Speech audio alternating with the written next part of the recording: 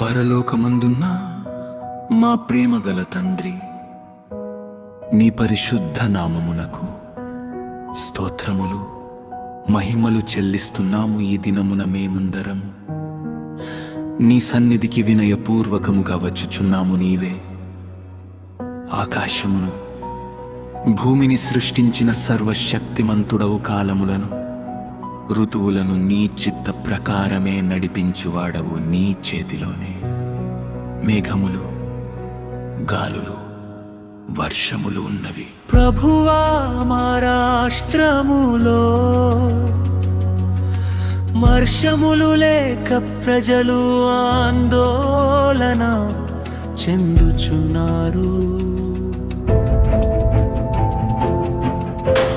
పొలములు ఎండిపోయాయి, చెరువులు, కాలువలు, బావులు నీరు లేక వెలవెలబోతున్నాయి. పశువులు, పక్షులు, ప్రతి జీవిని కృప కొరకు ఎదురు చూస్తున్నాయి. రైతుల హృదయములలో నిరాశ కలుగకుండా వారిని బలపరచుము.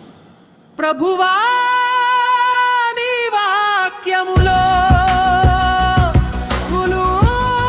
దిన వృత్తాంతములు చెప్పివా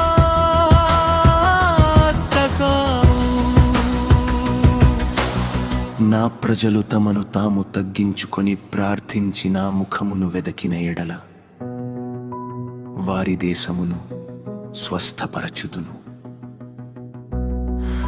అని సెలవిచ్చావు. మా తప్పులను పాపములను క్షమించి మా దేశమును మా రాష్ట్రమును కరుణతో దర్శించుము. ద్వితీయోపదేశకాండము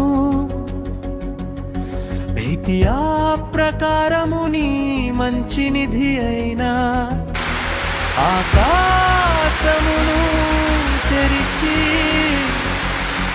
సమయానుసారమైన వర్షములను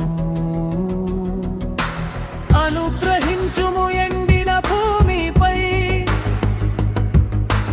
జీవజలములను కుమ్మరించుము.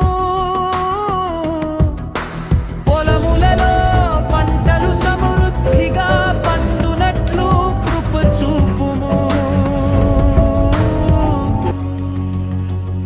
ప్రభువా, అధికారులు, రైతులు, ప్రజలందరికీ జ్ఞానమును, ధైర్యమును అనుగ్రహించుము.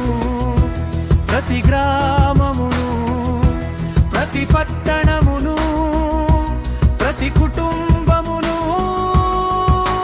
కాపాడుము. నీ కృపతో చెరువులు నిండిపోవునట్లు, నదులు ప్రవహించునట్లు, భూమి సస్యశ్యామలముగా మారునట్లు దయచేయుము. ఎలియా ప్రార్థించినప్పుడు వర్షమును పంపిన దేవుడవు నీవే. ఈ రోజున కూడా మా ప్రార్థన ఆలకించి నీ సమయములో సమృద్ధిగా వర్షములను అనుగ్రహించుము.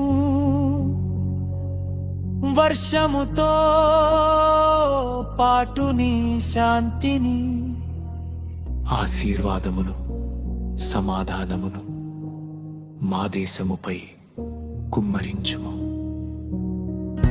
ఈ సమస్తమును మా ప్రభువును రక్షకుడైన యేసుక్రీస్తు మహిమగల నామములో ప్రార్థించి వేడుకొనుచున్నాము.